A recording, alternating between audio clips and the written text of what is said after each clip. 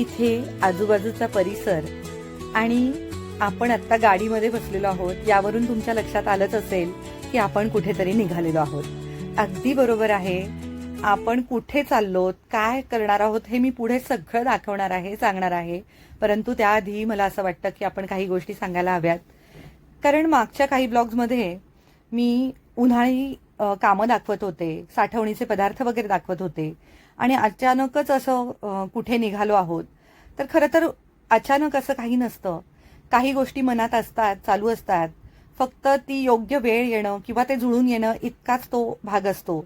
आणि तसंच हे अचानक असं जुळून आला, योग आला आणि मी तर म्हणेल की देवाचं बोलावणं आल्याशिवाय कोणीही जात नाही. तर खरं तर देवाकडे चाललोय किंवा काय हे सगळं मी पुढे सांगेल तुम्हाला. पण इच्छा त्यांचीच असावी लागते इतकं नक्की आपण बाहेर पडण्यात असो किंवा कोणत्याही गोष्टीमध्ये. आता ह्या गेल्या 2-3 महिन्यामध्ये पहा इतका उकाडा वाढलाय, उन्हाळा भयंकर होतोय आणि ह्याच काळात मुलांच्या परीक्षा असतात, आपली कामं असतात, घरातली बाहेरची आणि ह्यामध्ये आपण अगदी एक्झॉस्ट होऊन जातो. आणि हेच एक्झर्शन कमी करण्यासाठी किंवा एक डिटॉक्सेशन करण्यासाठी म्हणून थोडंसं बाहेर पडावं असं वाटलं. एक मला वाटतंय स्वल्पविराम घ्यायला हवा. तर त्यासाठी प्रवास हे अगदी मला उत्तम पर्याय वाटतो की आपण कुठेतरी ह्या अशा निसर्गाच्या सानिध्यात गेलो ना तर तिथला जो आनंद असतो तो वेगळाच असतो. आणि इथे पहा आपल्या आराध्यांची इथे तुम्हाला दर्शन झालं असेल तसंच आपण घरातही देवाचं दर्शन करून येतो. आणि घर असो गाडी असो मला असं वाटतं की आपण त्यांच्याच घरात राहतो, त्यांच्याच गाडीतून चाललेलो आहोत. आणि मला माझी गाडी तर अगदी नंदीसारखी वाटते की मला ते भगवंतापर्यंत घेऊन जातात. आणि हे असंच सगळं आहे. तर पुढे आपला काय प्रवास आहे, कसा झालाय सुरुवात हे मी सगळं पुढे सांगते.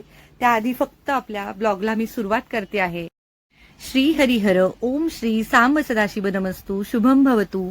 सर्वांना माझा प्रेमपूर्व नमस्कार. आराध्य कृपेने कलेच्या विश्वामध्ये आपल्या या artisan vision of life canvas परिवारामध्ये मी कला साधक तुम्हा सर्वांचे मनापासून खूप खूप स्वागत करते. आणि एकच बोलावंसं वाटतं, जगा वेगळं व्हायचं असेल तर जगा वेगळं. सकाळी घरातून निघून आम्हाला आता बराच वेळ झालाय आणि आम्हाला आता इथे चहा कॉफीच्या एका छोट्याशा ब्रेकसाठी आम्ही इथे थांबलोय. पाठी पहा कोण आहे, गणपती बाप्पा आहेत आणि ते सदैव पाठीशी असतात. तेव्हा इथे पहा त्यांचंच दर्शन घेऊन आम्ही अगदी लगेचच पुढच्या प्रवासाला लागलोय. कुठे चाललोय, काय चाललोय अजूनही सांगत नाहीये, कारण पुढे मी सांगतेय काय गोंधळ आहे. तो गोंधळ नाहीये, खरं तर काही असं खूप विशेष नाही, परंतु सांगताना थोडासा मला वेळ लागतोय तर ते मी सांगतेय. पण आता इथे पहा ही सुद्धा आता मी मध्ये फक्त रोडच दाखवायचा आहे त्यामुळे मी अगदी कमी वेळासाठी दाखवलंय. आणि आता आम्ही इथे पुढे थांबणार आहोत. तर हे पहा इथे आम्ही अशी हायवेच्या बाजूलाच इथे थोडीशी जागा आहे आणि पलीकडे एक छोटासा रोड आहे. तर अशा ठिकाणी आम्ही इथे बरोबरच मी घेऊन आली आहे, पोळी भाजी घेऊन आली आणि तीच आम्ही खाणार आहोत. म्हणजे लंच आम्ही केलं, म्हणजे आता लंचलाच इथे बसणार आहोत. हे पहा पोळी आणि सुकी भाजी आणली आहे मटकीची, तर तीच आम्ही इथे बसून खातोय. इतकं छान वाटतंय ना. हा सुद्धा एक आनंद वेगळाच असतो की आपण प्रवासामध्ये अगदी प्रत्येक वेळी हॉटेलमध्ये बसायचं आणि तेच वेगवेगळं, आणि घरी पण आपण तेच खात असतो. तर दोन्हीचा मध्य मला असं वाटतं की घरच्या पण अन्नाचा आनंद. हे पहा मुलगा एवढ्या मोठ्या दगडावर तिथे जाऊन अगदी मस्त काय म्हणतो ना, म्हणजे डायनिंग टेबल झालाय त्याचा अगदी तिथे. आणि ह्याचा आनंद मला असं वाटतं की आपण असाच घेऊ शकतो आणि तो घ्यायला हवा. इथून पहा हे असे कळप चाललंय, म्हणजे मेंढ्यांचा कळप चाललाय आणि ते लोक असे ते छान त्यांना घेऊन चाललेत. मुलगा त्यांनाही खाऊ घालतोय जे जे काही आहे ते. आणि इतकं छान वाटतं ना, त्यांची पिल्लं पण इतकी गोंडस होती ना की. पण इथे पहा आता मला काय दिसलंय हे तुम्ही मला कमेंटमध्ये सांगा, कारण आपल्याला आहे ना आपली दृष्टी जे आवडत असतं त्यात आपोआप खेचून नेते. तर इथे बघा आपल्याला आवड असेल की ते लक्षात येतं, पण तरीही एक वाईट असं वाटतं. खाली मी बघा काय दाखवतेय, असा कचरा टाकलाय लोकांनी. आता माझा परिसर पहा, मी इथे बसलेलो आहोत, हा स्वच्छ करून आम्ही पुढे निघालोय. पण हे आता मध्ये टाकलेलं आहे, याला काहीच करू शकत नाही. पुन्हा आम्ही प्रवासाला लागलो आणि एका पेट्रोल पंपावरती आम्ही थांबलेलो आहोत आणि इथून निघून आपण लगेचच पुढच्या प्रवासाला सुरुवात केली आहे. इथे पहा काय दिसत आहेत. ही सगळी जी झाडं आहेत ती नारळी पोफळीची. हे पाहून तुम्हाला असं वाटत असेल की आपण कोकणात आलोय, पण अजिबात नाही. हा आहे पुणा बेंगलोर हायवे. आपण चाललो आहोत बेंगलोरला आणि ही अशी हिरवीगार झाडं पाहून आणि हा पहा आता डोंगरही दिसायला सुरुवात झाली आहे. इतकं छान वाटतंय कारण भर उन्हात काय बोलावं. आणि आता आपण टोल नाक्याच्या इथे म्हणजे बेंगलोर जवळजवळ पोचलेलो आहोत आणि एक छोटीशी विश्रांती घेतली आहे आणि लगेचच इथून निघून आपण हॉटेलवर आज विश्रांती घेत आहोत.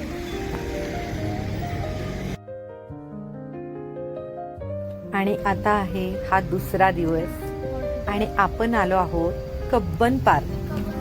आणि कब्बन पार्कमध्ये आपल्याला इथे फिश ॲक्वेरियम आहे ते पाहायचं आहे. त्यासाठी आपण गाडी जिथे पार्क केली आहे तिथून आपल्याला थोडंसं चालत जायचं आहे. आणि इथे पहा काय दिसतंय. एक छोटंसं तळं आहे आणि इथे सुंदर अशी ही बदकं आहेत. खरंच आपण अगदी आता पहा आपण पाहिलेली आहेत, मुलांनी पण पाहिलेली आहेत, पण ह्या काही गोष्टी आहेत ना, ह्या आपण जेवढ्या वेळा बघू ना तेवढ्या वेळा पुन्हा बालपणात जायला होतं. की किती सुंदर वाटतं हे सगळं. आपण निसर्गाच्या सानिध्यात जेवढं जाऊ ना तेवढं आपल्याला एक काय म्हणतो ना, एक शांतता जी म्हणजे आपल्याला अनुभवायला मिळते ना, ती अजून कुठेच नाही आहे असं मला वाटतं. इथे पहा जाताना असं चिल्ड्रन्स पार्क वगैरे आहे. आता तशा ह्याने आपण पाहायला गेलं तर मुलं थोडीशी मोठी झाली आहेत. त्यांना मी चिडवत होते इथे की जायचंय का तुला तिथे स्लाईडवर आणि वगैरे असं. तर आता हे सगळं चालूच राहणार आपलं मजा मस्करी. तर इथे पहा हे असं आम्ही रमत गमत छान असं त्या बागेमध्ये फिरत होतो. अशा जुन्या जुन्या गाड्या वगैरे तिथे लावलेल्या होत्या आणि एक रेल्वे ट्रॅक होता आणि आम्ही इथे पोहोचलोय. आणि आतमध्ये तिकिटाचं विचारणा केली असता आम्हाला लक्षात आलं की अजून हे ओपन व्हायला थोडा वेळ आहे, म्हणून आम्ही रिक्षाने इथे आलो. पहा हे आहे जवाहरलाल नेहरू तारामंडल आणि इथे आहेत ना फिजिक्स आपण जे आहे त्याच्यातून इथे काही खेळातून शैक्षणिक अशा गोष्टी शिकवल्या गेलेल्या आहेत. आणि हे पार्क बघून मला खरंच खूप कौतुक वाटलं की अशा गोष्टी असायला हव्यात की शिक्षणातून एक आनंद पण मिळायला हवा आणि खेळातूनही शिक्षण आपण कसं काय मुलांना आवड निर्माण करू शकतो ह्यासाठी ह्या गोष्टींची मला असं वाटतंय की जागोजागी अशा गोष्टी व्हायला हव्यात.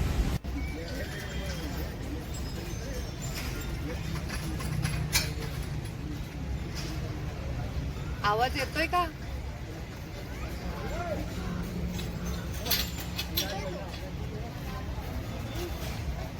काय करतोय तिथे?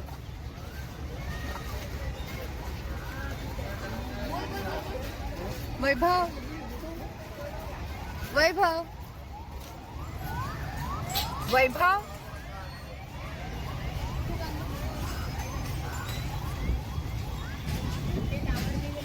हा आवाज येतोय का?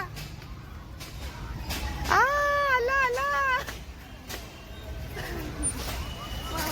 आला आवाज.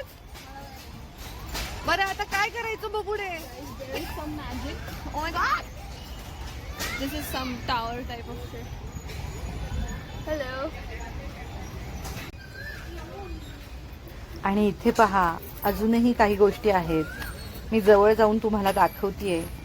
इथे काही बोर्ड्स लिहिलेले आहेत, त्याची माहिती इथे दिलेली आहे. तुम्ही थोडंसं व्हिडिओ स्टॉप करून तिथे पॉज करून पाहू शकता, वाचू शकतात. तुमच्या लक्षात येईल की काय काय आहे इथे.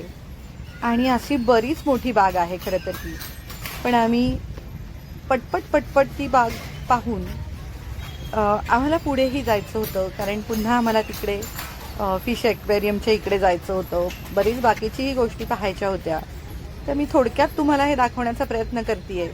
पण मला असं वाटतं की ह्या गोष्टी आपण स्वतःच जाऊन पाहाव्या. आणि पुन्हा आम्ही तिकडे कब्बन पार्कच्या इकडे म्हणजे फिश ॲक्वेरियम पाहण्यासाठी चाललो आहे. आणि जाताना हे पहा आम्हाला काय लागलं. हे आहे चिन्नस्वामी स्टेडियम. आणि मुलीला इतका आनंद झाला, म्हणजे मुलांना हे पाहून, की अगदी 2-5 मिनटं आम्ही इथे थांबलो होतो. रिक्षा बाहेरच उभी होती आणि अगदी असं वरवरच आम्ही पाहून लगेचच इथून निघालो. आणि मुलीचा आनंद तर म्हणजे अगदी गगनातच मावत नव्हता, की हे पहा, हे सगळं पाहून आम्ही आता पुन्हा आता फिश ॲक्वेरियमच्या इथे आलो आहे आणि इथे तिकीट काढत होतो. आणि लगेचच आम्ही पुढचा हे म्हणजे नाही का फिश पाहण्यासाठी आम्ही आतमध्ये जात आहोत. इथे पहा, अशा फिशच्या आकाराचं किती सुंदर असं ते स्टॅच्यू लावलेलं आहे. तर हे काही गोष्टी आपल्याला म्हणजे त्या अनुषंगाने तिथे कसं आपण आर्किटेक्ट सुद्धा म्हणू शकतो किंवा कशी सजावट असावी, सगळ्या गोष्टींचा इथे खूप छान संगम पाहायला मिळतो अशा ठिकाणी आपल्याला. आणि आम्ही थोडंसं इथे जाताना हे पहा, इथे चुकीच्या बाजूने चाललो होतो खरं तर. आणि पुन्हा लक्षात आल्यानंतर आम्ही इकडे मागे वळून पुन्हा आम्हाला त्यांनी सांगितलं की त्या बाजूने जा. आता आम्ही इथे वरच्या बाजूला जो भाग दिसत होता तिकडून जायचं होतं. आणि हे आता आम्ही फिश ॲक्वेरियमकडे जातोय. परिसर त्यांनी खरोखरच इतका छान अगदी केलेला आहे ना, की प्रसन्न वाटतंय. म्हणजे आजूबाजूचं हे इतकं प्रसन्न वाटतंय ना, की आणि गर्दी पण तशी आहे, म्हणजे पण खूपही नाही आहे. अजून तसा सकाळचाच वेळ आहे. हे पहा, इथे हे जे फिश टँक दिसतंय आणि त्यामध्ये जे फिश आहेत ते म्हणजे अक्षरशः खरे सुद्धा वाटत नाही आहेत असे आहेत. आणि त्यांनी जे इथे म्हणजे डेकोरेशन जे केलंय ना, ते पण त्याच्या अनुषंगाने असं खरोखरच खूप सुंदर आहे. आणि इथे पहा, इतके वेगवेगळे फिश आहेत. म्हणजे त्या माशांचा रंग आणि त्यांचा तो आकार आणि ते प्रत्येक गोष्ट, त्यांची हालचाल सुद्धा, म्हणजे बघा ना, की अगदी ते सेकंदात कसे. आणि हा बघा, हा निळ्या रंगाचा आहे आणि पिवळ्या रंगाची शेपूट, किती सुंदर आहे. म्हणजे तो त्याचा रंग किती सुरेख आहे. म्हणजे चित्रामध्ये आपण एखाद्या काढावं ना, अगदी असे रंग. हा पहा, हा लाल रंगाचा आहे, किती सुरेख रंग आहे हा लाल. म्हणजे आपण बनवायला गेलो हा असा चित्र काढताना तर किती विचारपूर्वक करावा लागेल. बघा ना, किती सुंदर रंग आहे. आणि खरोखरच मी नेहमी म्हणते ना, की हे कलाकार, भगवंत म्हणजे अगदी कलाकार आहे. हा जो आहे ना, हा जेली फिश आहे, तो सुद्धा बघा किती वेगळंच दिसतंय. ते म्हणजे ते असं चमकतंय त्याच्यावरती काहीतरी आणि ते असं झाडांसारखं वगैरे वाटतंय. म्हणजे आपण जेली फिश थोड्या वेगळ्या आकारात पाहतो. ह्या बघा, स्टारफिश म्हणा किंवा काय असं. आणि हे पण असे वेगवेगळे इतके लहान मोठ्या प्रकारचे मासे, वेगवेगळ्या प्रकारचे. आणि मुळात म्हणजे मला विशेष कसं वाटलं ना, की प्रत्येक ॲक्वेरियम असा वेगवेगळा जो आहे, त्याच्या आतमध्ये ना त्यांनी जे आता पहा, इथे दगडं ज्या पद्धतीने मांडली आहेत, काही ठिकाणी झाडं वगैरे, तर ते इतकं अगदी रिअलिस्टिक वाटत होतं ना. म्हणजे तो त्याचा एक आपण म्हणतो ना, की नैसर्गिक त्याला एक टच यायला हवा. इथे कासव आहे. आणि हा पहा, हा जो आहे ना स्टारफिश, मी आधी येताना पाहिलं होतं, पण मला असं वाटलं की ते काहीतरी असं आतमध्ये जसं झाडं ठेवली आहेत, दगडं ठेवली आहेत, तसंच काहीतरी असणार आहे हे.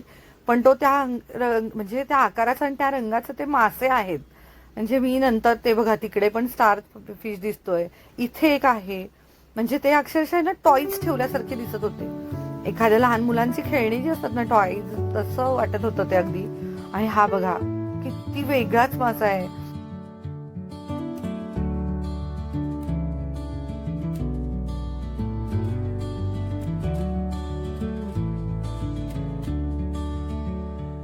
आता इथे पहा, किती वेगवेगळ्या आकाराचे, म्हणजे अगदी अगदी लहानात लहान आणि मोठ्यात मोठे, वेगवेगळ्या आकारांचे, रंगांचे.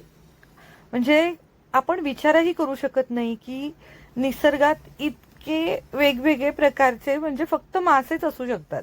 आता इथे आहेत हे ठीक आहे, पण याच्याही व्यतिरिक्त अजूनही असणार आहेत.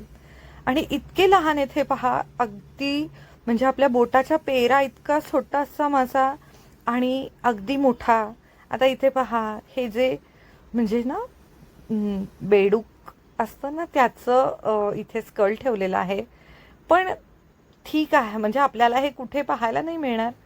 पण हे पहा, आता इथे असं पाणी वरून पडतंय आणि ही झाडं, तिथे कोरल्स वगैरे ठेवलेले आहेत, जे म्हणजे नैसर्गिकरित्या जे समुद्रामध्ये वगैरे बनतात, तर त्याचे जे आतमध्ये असं त्यांनी बनवलंय. किती सुंदर रंग आहेत पहा, कुठला सोनेरी, कुठला काळा रंग सुद्धा किती चमकदार अगदी दिसू शकतो. म्हणजे हेच पहा, मी जे कोरल्स म्हणतेय, हे इतके सुंदर. आणि हा पहा आता, ह्या माशाला तर ऐगो, हा म्हणजे एवढा मोठा होता ना की खरोखरच त्याचं कौतुक वाटत होतं की आपण जिथे हात, हे बघा मुलगी इथे हात करतीये आणि तो त्या हाताच्या दिशेने जातोय, म्हणजे तो किती स्मार्ट आहे. म्हणजे त्याला थोडं का होईना कळतंय असं वाटतं आपल्याला. आणि हे सगळं असं पाहताना अजून काही गोष्टी मला बोलाव्याशा वाटतात. तुम्ही हे जे मी दाखवतेय ते पाहत राहा, पण काही गोष्टी मला असं वाटतं की आपण अजूनही या व्यतिरिक्त बोलायला हव्यात. त्या म्हणजे, कोणतीही गोष्ट, आपण आता प्रवास करायचा आहे तर आपल्याला प्रवासासाठी काय सुरुवात कशी करायची आहे आणि त्याचा शेवट कसा करायचा आहे, ह्या सगळ्याचं आपल्याला गणित बसवायचं असतं किंवा आपल्याला हे सगळं मॅनेज करायचं असतं. तर ते काय करायचंय किंवा कसं ठरवायचंय, तर याविषयी थोडंसं मला बोलावंसं वाटतं.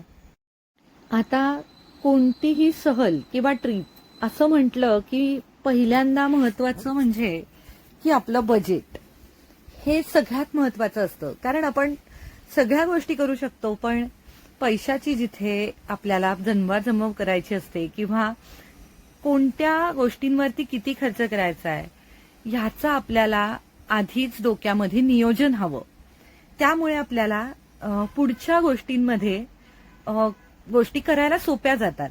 मग आता पहा, बजेट आपण कसं ठरवायचं, तर आपण ती ट्रिप म्हणजे आपल्याला प्रवासाची जागा, ठिकाण निश्चित करायचंय आणि त्याचबरोबर आपल्याला तारीख आणि त्याचे बुकिंग्ज वगैरे, बरोबर की नाही.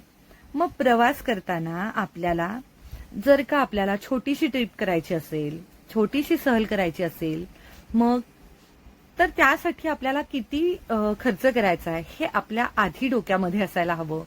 ह्या सगळ्या गोष्टी असायला पाहिजेत. आणि मुळात म्हणजे तारीख एक व्यवस्थित आपली ठरली तर आपण लगेचच बुकिंग करू शकतो आणि आपण आपल्या प्रवासाला सुखरूप सुरुवात करू शकतो. ठिकाण, तारीख आणि बुकिंग ह्या गोष्टी आपल्याला बजेटमध्ये बसवून करायच्या असतात.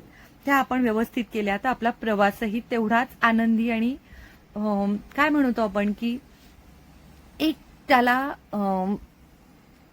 आपल्याला आपल्या बजेटमुळे किंवा त्याच्या खर्चाच्या बाजूने जर आपण व्यवस्थित विचारपूर्वक केला तर आपल्याला त्याचा त्रास होणार नाही किंवा त्रासदायक वाटणार नाही.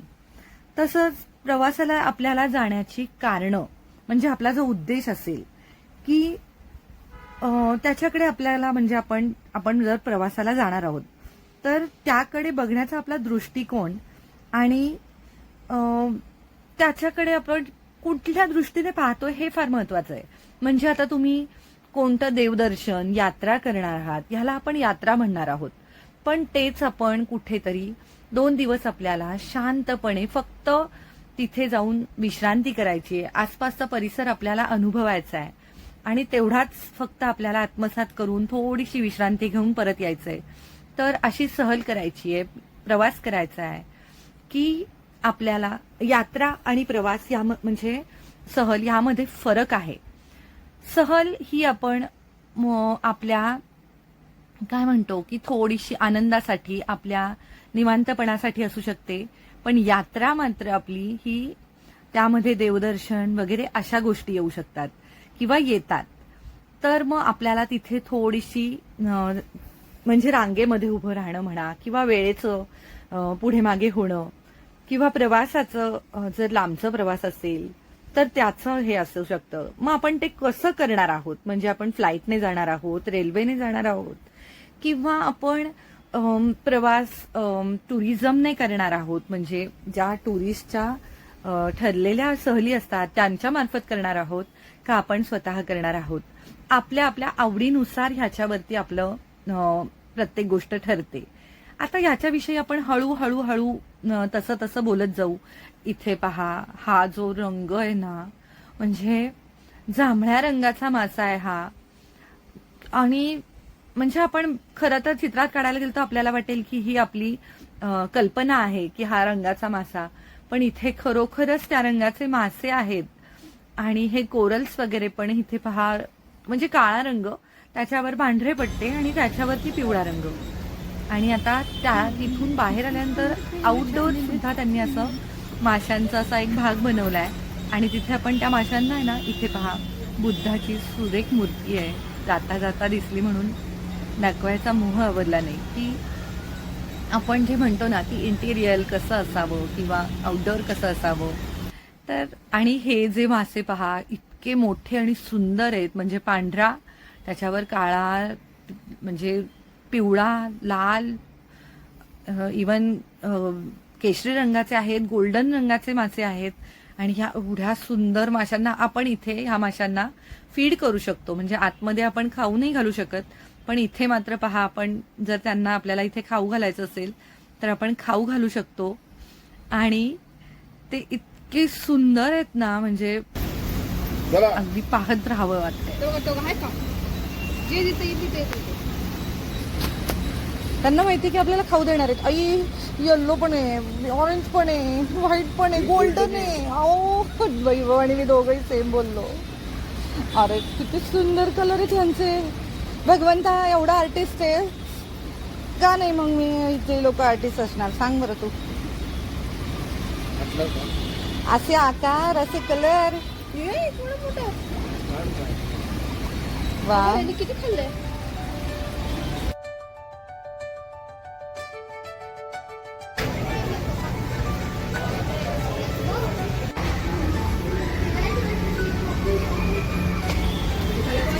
ಸ್ವಲ್ಪ ಕನ್ನಡ ಬರ್ತದೆ. ಕನ್ನಡದವ್ರನ್ನು ಮರಾಠಿನ ಮಾತಾಡ್ತಾರೆ. ಎಲ್ಲ ಹಿಂದೂ ಮಂದಿರ पहा, आम्ही असे बाहेर निघताना इथे जे सिक्युरिटी होते त्यांच्याबरोबर मिस्टरांच्या अशा गप्पा चालल्या होत्या. आणि ही बाहेर आल्यानंतर टॉय ट्रेन तिथे पाहायला मिळाली, जी चिल्ड्रन्स गार्डनमध्ये होती ती. आणि मुलांचा हा असा मस्ती मजा. मुलगी चालून चालून कंटाळलेली आणि ती भावाला सांगतीये की आता तू मला कडेवर घेऊन चल. ही अशी मजा मस्ती आणि ह्याच आठवणी आहेत. मला वाटतं की बहीण भावंडांची ह्या आठवणी किती सुरेख राहतील आपल्याकडे आणि ह्या आशानेच जपल्या जातील. आणि मगाशी जेव्हा मिस्टर यांच्याशी बोलत होते ना, सिक्युरिटीशी, तेव्हा तोही आनंद वेगळाच होता त्यांच्या चेहऱ्यावर की कोणीतरी आपल्या भाषेत आपल्याशी थोडा का होईना संवाद साधण्याचा प्रयत्न करतायत. म्हणजे आपण आनंद देऊही शकतो आणि घेऊही शकतो. तर हेच तिथे मजा वाटली. आणि पुढे आम्ही हे इथे आलो आहोत ते म्हणजे इथला फिनिक्स मॉलमध्ये. कारण बेंगलोरमध्ये फिनिक्स मॉल खरोखरच खूप सुंदर आहेत खरं तर. आणि तिथे आम्ही आता बेंगलोरमध्ये बऱ्याचदा जाणं झालं, पण असं मॉलमध्ये जाऊन, कारण आपण इकडे जेव्हा आपल्या ठिकाणी असतो तेव्हा आपण पाहतच राहतो की आजूबाजूचा परिसर वगैरे, आणि तिथे मॉलमध्ये जातच असतो आपण जिथे राहतो तिथे. पण असं कुठेतरी फिरायला गेल्यानंतर मॉलमध्ये जायचं. पण मुलांना अशी फार इच्छा होती की आपण बेंगलोरमध्ये खूप छान आहेत मॉल आणि ते पाहण्याची. तर म्हटलं काही हरकत नाही आहे, एखाद वेळी आपण त्यांच्याचसाठी. खरं तर बऱ्याचशा ट्रीप ह्या आमच्या अशा देवदर्शन यात्रा अशाच होतात. मुलांना कंटाळा आल्यामुळेच आम्ही थोडासा हा वेगळा प्लॅन केला की थोडंसं त्यांना विश्रांती आणि रांगेत उभं राहणं वगैरे असं होऊ नये या दृष्टीनेच केलं होतं. तेव्हा त्यांनाही इथला थोडासा वेगळा आनंद घेता यावा अशा दृष्टीने छान आम्ही त्यांना असं मॉलमध्ये फिरून दिलं मनसोक्त. आणि तसंही दुपारचं म्हणजे वेळ होती ही, आणि ऊन हे होतंच. म्हणजे आता मे महिना आहे म्हटल्यानंतर ऊन सगळीकडेच असणार. पण मग त्यामुळेच आम्ही असं म्हटलं की दुपारच्या उन्हामध्ये आपण थोडंसं मॉलमध्ये फिरूया, त्यामुळे आपल्याला उन्हामध्ये फिरावं लागणार नाही. असं थोडंसं प्लॅनिंग करून जर आपण काही गोष्टी केल्या ना, तर आपल्यालाही प्रवासाचा त्रास होत नाही. किंवा खूपही अगदी प्रत्येक गोष्ट, एखादी गोष्ट मला वाटतं आपण नाही पाहिली गेली तरी चालेल, परंतु खूप त्रास होऊन त्या गोष्टी करण्यात काही अर्थ नसतो. मुलांना खरोखरच खूप छान वाटत होतं इथे. आणि पहा, एक कॉफी घेण्यासाठी इथे आलो आहोत. तुमच्या लक्षात आलंच असेल कुठे आलो आहे ते, कमेंट करा. आणि बाहेर आल्यानंतर पुन्हा पहा, भरपूर ऊन आहे. आणि आता आम्ही इथून बाहेर पडून पुन्हा आलो आहोत. ते म्हणजे हे आहे टिपू सुलतान समर पॅलेस. आता इथे तुम्हाला मी दाखवतेय, ही आहे, हे गेट आहे. इथून आत आलो की असा संपूर्ण परिसर आहे. आणि हे समोर जे दिसतंय ते आहे टिपू सुलतान समर पॅलेस.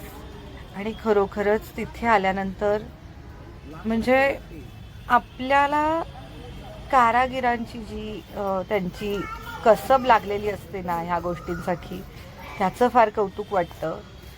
की प्रत्येक आकार आणि प्रत्येक, आता खाली हा दगड पहा, त्यानंतर ह्या प्रत्येक गोष्ट ज्या मी इथे पाहतीये ना, की अक्षरशः कौतुक वाटतं म्हणजे ह्या गोष्टींचं.